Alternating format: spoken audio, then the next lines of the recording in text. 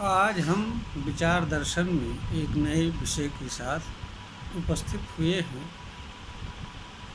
आज विचार दर्शन में विचार योग्य बात पुस्तक है। पुस्तक पर अपनी बात रखने का उद्देश्य एवं कारण यह है कि हम यह देखते हैं कि मानव जात अज्ञानवश पुस्तक एवं पुस्तक में लिखी गई बातों की सत्यता असत्यता, सही एवं गलत को लेकर आपस में मारपीट करती रहती है। अलग अलग पुस्तकों के प्रति अलग अलग विचार भाव रखती है। किसी पुस्तक में लिखी गई बातें उसके लिए पाक एवं पवित्र होती हैं तथा किसी पुस्तक में लिखी गई बातें उसके लिए अच्छी नहीं होती है। जबकि दोनों तरह की पुस्तकें यहाँ पर एक ही बात एवं चीज़ के संबंध में वर्णन कर रही होती हैं। पुस्तकें वास्तव में मानव के लिए ज्ञान का एक सरल साधन होते हैं। ख़ास तौर से उन बातों का जो बातें किसी पुस्तक में लिखी गई होती है अथवा जिन बातों को मानव द्वारा जाना गया होता है तथा जिनका वर्णन किसी पुस्तक में किया गया होता है। पुस्तकों को इसीलिए गुरु भी कहा जाता है और पुस्तकें मानव के लिए किसी बात एवं चीज़ को जानने का सरल, सशक्त एवं उचित माध्यम होता है। कम समय में मनुष्य इसके माध्यम से बहुत सारी चीज़ों का ज्ञान प्राप्त कर सकता है। पुस्तकें एक तरह से मानव जीवन का हिस्सा भी है, क्योंकि मानव पढ़ाई जीवन में एवं इसके बाद के जीवन में अनेक तरह की चीज़ों का ज्ञान पुस्तकों के माध्यम से प्राप्त करता है। यह भी सही है कि आज इलेक्ट्रॉनिक युग का विकास हुआ है और पुस्तकों का महत्व थोड़ा कम हुआ है, लेकिन आज भी पुस्तक के महत्व एवं उसकी उपयोगिता को मानव जीवन से किसी भी दृष्टिकोण से इनकार नहीं किया जा सकता है। पुस्तकें वास्तव में मानव के लिए ज्ञान का साधन होते हैं। इनमें जो भी बातें लिखी गई होती हैं वह मानव के लिए सूचना मात्र होती हैं। हर सूचना के साथ पाठक के लिए या जो भी व्यक्ति किसी पुस्तक को पढ़ता है अथवा मानव जात के लिए एक प्रकार का कुछ न कुछ संदेश छुपा रहता है। उस संदेश को पाठक का यह कर्तव्य होता है जाने एवं समझे तथा अगर मानव जीवन में उसका किसी तरह का उपयोग करे, उपयोग आवश्यक हो तो उपयोग करे, अन्यथा उसको वो इसी तरीके से रहने दें। क्योंकि हर बात एवं चीज़ हर मानव के लिए उपयोगी नहीं होती है और उपयोग करना आवश्यक भी नहीं होता है। यह भी सच है कि अनंत में चाहे पुस्तक हो या कोई अन्य चीज़ हो, हर चीज़ें मानव के लिए उपयोग अथवा उपभोग का साधन के अलावा कुछ नहीं है। मानव हर चीज़ का एक तरीके का उपयोग करता एवं उपभोग करता होता है।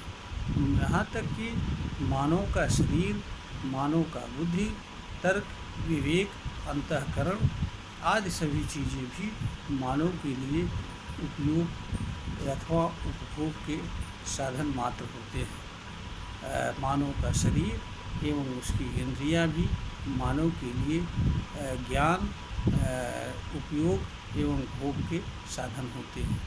इसीलिए मानव के साथ तमाम जो चीज़ें जुड़ी रहती हैं वह ज्ञान के साधन के साथ के रूप में काम करती हैं और उन्हें हम ज्ञानेंद्रियां भी कहा जाता है। मानव के लिए प्रथम ज्ञान के साधन मानव के अस्तित्व से ही जुड़े होते हैं, जिन्हें मानव को जानना एवं समझना होता है। बिना अनेक इनका सम्यक ज्ञान प्राप्त किए मानव किसी भी चीज़ का उचित ज्ञान नहीं प्राप्त कर सकता है। जो भी बात या चीज़ पुस्तकों में लिखी गई होती है वह किसी बात या चीज़ की सत्य असत्य सही एवं गलत के निर्धारण का आधार नहीं होती है। पुस्तक में लिखी गई वही बातें सत्य किसी बात या चीज़ की सत्यता का निर्धारण करती हैं जो बात या चीज़ मानव के तर्क विचार बुद्धि विवेक द्वारा जांच एवं परीक्षण योग्य होती है, तथा वे बातें जो लिखी गई बातें वे भी सत्य के रूप में मानी जा सकती हैं जिनका वास्तव में जिस चीज़ का वर्णन कर रही होती है उसका जांच किया जा सकता है। जैसे ला की पुस्तकों में ला से लिखी संबंध रखने वाली बातें या न्यायालयों के जजमेंट जो किसी माध्यम से जनरल के माध्यम से प्रकाशित होते हैं। जो चीज़ें जो लिखी हुई बातें प्रमाणित की जा सकती हैं जिनकी सत्यता का केवल वही चीज़ें मानी जा सकती हैं। सत्य के रूप में सही या गलत के रूप में मानव द्वारा स्वीकार की जा सकती हैं, अथवा वे बातें जो मानव के तर्क विचार एवं मानव के कल्याण से जुड़ी होती हैं वे बातें मानव के तर्क एवं विचार से अगर बुद्धि विवेक से परीक्षण योग्य होती है सत्य असत्य का जानने एवं समझने योग्य होती हैं, अथवा किसी आधार पर वे जांच या परख के योग्य होती हैं तो भी उन्हें मानव के लिए उचित एवं कल्याणप्रद तथा सत्य असत्य के रूप में स्वीकार किया जा सकता है। मानव किताबें तमाम तरह की कल्पनाओं का भी वर्णन करती हैं, इसलिए जो भी बातें पुस्तकों में लिखी गई होती हैं उनके प्रति मानव का यह कर्तव्य होता है कि वह उन्हें सावधानीपूर्वक पढ़े, उनकी जांच परख करे और उनकी उपयोगिता अनुपयोगिता की भी जांच परख करे। यह जानने का भी प्रयास करे कि जो बात या चीज़ लिखी गई है वह उसके लिए किस रूप में उपयोगी है। अगर किसी रूप में उपयोगी प्रतीत होती है तो उसका वह उपयोग करे। पुस्तक में लिखी गई बातें किसी मानव को अच्छा एवं बुरा तथा किसी मानव को अधर्मी अथवा पापी अथवा काफिर या भटका हुआ साबित करने का आधार नहीं होती हैं। इनके आधार पर अगर कोई मनुष्य किसी मनुष्य को भूला हुआ भटका हुआ गलत पापी अथवा काफिर समझता है तो यह भी एक तरह का मानवीय अज्ञान है। इसका कारण ये है कि पुस्तकें और कोई भी हो वह हर मानव के साथ एक समान व्यवहार करती हैं। वह पुस्तक में विश्वास करने वाले अथवा न विश्वास करने वाले के साथ किसी भी तरह का भेदभाव नहीं करती हैं। तो जो अगर पुस्तक में लिखी गई बात विश्वासकर्ता एवं विश्वास न करने वाले व्यक्ति के बीच किसी तरह का भेदभाव नहीं करती हैं तो फिर उन बातों के आधार पर मनुष्य के बीच भेदभाव स्थापित करना और इस रूप में जानना एवं समझना कैसे उचित हो सकता है, यह हर मानव के लिए विचारणीय बात होती है। दूसरी बात यह है कि किसी भी आधार पर जो भी बात हो, चाहे वो किसी पुस्तक में लिखी गई हो या कहीं भी लिखी गई है, जो भी बात या चीज़ मानव के बीच भेदभाव की बात करती है, किसी मानव को ऊंचा स्थान और किसी मानव को नीचा स्थान अथवा किसी मानव को अच्छा एवं बुरा बताती है अथवा किसी मानव को सही या गलत बताती है, ऐसी विभेदकारी बातें किसी मानव के लिए किसी भी दशा में स्वीकार नहीं होती हैं। क्योंकि विभेदकारी विचार को विभेदकारी किसी बात या चीज़ को स्वीकार करता है तो मानव के भीतर उस तरह के विचार एवं भाव उत्पन्न होते हैं और मानव को विभेदकारी विचार पीड़ा एवं दुख देने के अलावा कुछ नहीं करते हैं। ये ऐसे विचार मानव के भीतर ईर्ष्या द्वेष भाव जन्म देते हैं, खास तौर से उन लोगों के प्रति जिनको वह गलत समझता है, अधर्मी समझता है, काफिर समझता है और अविश्वास पैदा करता है। इससे मानव स्वयं तो पीड़ित होता ही है, अगर इनके अनुसरण में वह कोई बाह्य कर्म करता है तो उससे ऐसे लोग भी प्रभावित होते हैं, पीड़ित होते हैं, जिन लोगों से इस मानव के कार्य का संबंध होता है या जिन जिन लोगों तक उसके कार्य का प्रभाव पहुंचता है। कोई मनुष्य किसी भी कारण से स्वयं पीड़ा एवं दुख का कारण बने और उसके कर्म से कोई अन्य व्यक्ति पीड़ित हो, दुखित हो, यह हमारे समझ से किसी भी मानव के लिए या मानव जात के लिए उचित नहीं हो सकता है। तो चाहे वह किसी धर्म ग्रंथ में लिखी गई हो या किसी पुस्तक में लिखी गई बात या चीज़ हो या किसी के द्वारा कही गई बताई गई बात या चीज़ हो, कोई भी बात या चीज़ ऐसी नहीं हो सकती है जो मानव के लिए विभेदकारी हो। मानव को विभेदकारी बातों को स्वीकार नहीं करना चाहिए, क्योंकि ऐसी बातों से स्वीकार करते ही ऐसी बातें मानव के मन में, मस्तिष्क में अपनी जगह बना लेती हैं और ऐसी बातें मानव के शरीर ही नहीं, मानव की बुद्धि, विचार, तर्क आदि सभी चीज़ों पर अपना प्रभुत्व स्थापित कर लेती हैं और इन्हीं के अनुसार मानव के तर्क बनते हैं, विचार बनते हैं और इन्हीं के अनुसरण में मानव बाह्य कर्म भी करता है अथवा इनके अनुसरण में नहीं करता है तो एक तरह का ऐसा कर्म करता है जो दिखावे के लिए जिसे वह नहीं करना चाहता है, किंतु समाज के या दूसरों के भय से अथवा स्वार्थवश वह एक प्रकार का दिखावा या नाटक करता है। इससे मानव के भीतर डबल चरित्र का निर्माण होता है और डबल चरित्र वाले विचार सृजित होते हैं और मानव को न चाहते हुए भी दोहरे चरित्र वाले जीवन में जीना चाहता है। इस अवस्था में पहुंचा हुआ मानव बाहर जगत में अन्य मानवों के प्रति कुछ अलग तरह का व्यवहार करता है, जबकि भीतर किसी अलग तरह का विचार रहता है।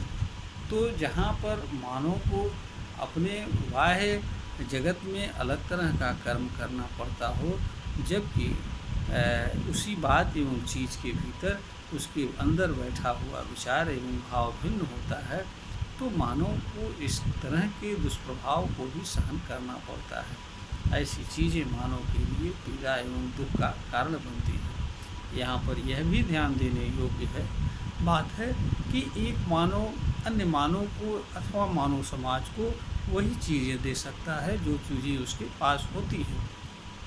अगर हम किताब के आधार पर या किसी अन्य आधार पर कोई गलत बात या चीज़ अथवा विभेदकारी विचार या भाव को स्वीकार करते हैं तो वास्तव में हमारे पास यही चीज़ें रहती हैं और यही चीज़ें हम दूसरों को दे भी पाते हैं। तो अगर मनुष्य यह चाहता है कि उसका जीवन अच्छा हो, वह अच्छे कार्य करे, तो उसके लिए यह भी आवश्यक होता है कि वह पुस्तक अथवा किसी बात या चीज़ के लिखी हुई बातों से परे होकर के ईमानदारी एवं निष्पक्ष भाव से यह विचार करे और जानने का प्रयास करे कौन सी बात या चीज़ या कौन सा विचार एवं भाव उसके लिए तथा दूसरों के लिए कल्याणकारक है। जो बात चाहे पुस्तक में लिखी गई हो या कहीं भी लिखी गई हो अथवा जो विचार एवं भाव किसी पुस्तक का हो अथवा कहीं का भी हो, अगर वह स्वयं तथा अन्य मानव के लिए कल्याण का कारक बनना हो, उसे मानव को स्वीकार करना चाहिए। ऐसे बात एवं चीज़ों को मानव को स्वीकार नहीं करना चाहिए, मानव को मानना नहीं चाहिए, जो मनुष्य के बीच भेदभाव उत्पन्न करती हैं, किसी को अच्छा बनाती हैं, किसी को बुरा बनाती हैं, किसी को ऊंचा बनाती हैं, किसी को छोटा बनाती हैं, किसी को काफिर बनाती हैं, किसी को पापी बनाती हैं, किसी को धर्मी बनाती हैं और किसी को नेक इंसान बनाती है, किसी को बुरा इंसान बनाती है। तो जो विभेदकारी बात व चीज़ होती है, वह कोई भी बात मानव के लिए न तो कल्याणकारी होती है, न अच्छी होती है, न सत्य होती है। यह बात हर मानव को जाननी एवं समझनी चाहिए। जो लोग इस बात को नहीं जानेंगे, समझेंगे, वह लोग कभी भी सत्य एवं अच्छाई के मार्ग पर नहीं चल पाएंगे।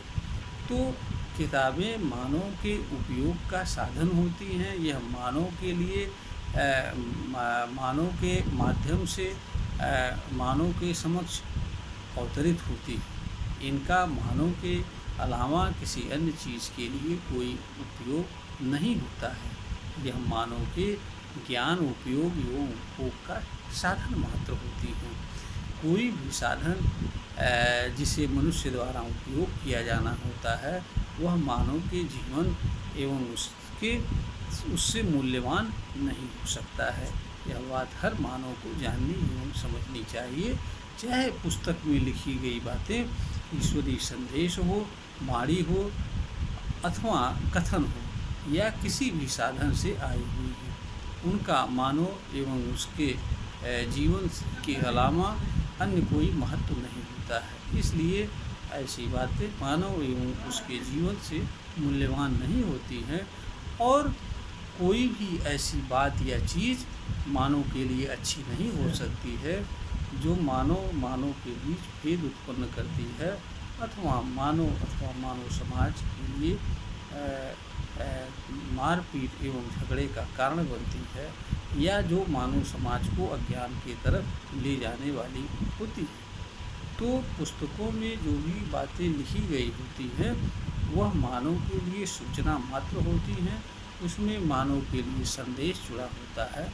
मानव को इन संदेशों को अच्छी तरीके से चिंतन मनन करके जानने और समझने का प्रयास करना चाहिए। अगर कोई ऐसी बात है जो मानव के द्वारा स्वीकार किया जाना चाहिए, माना जाना चाहिए, जिसमें लगता है कि यह उसका कल्याण कर सकती है, तो ऐसी बातों को मानना चाहिए। शेष बातों को मानव को इनकार कर दिया जाना चाहिए, चाहे वो कोई भी हो, कुछ भी लिखा गया हो। यह वीडियो ज्ञानवर्धन हेतु बनाई जा रही है। इससे अगर किसी को प्रतीत होता है कि यह ज्ञानवर्धन के योग्य है, तो इसे लाइक करें, शेयर करें और सब्सक्राइब करें।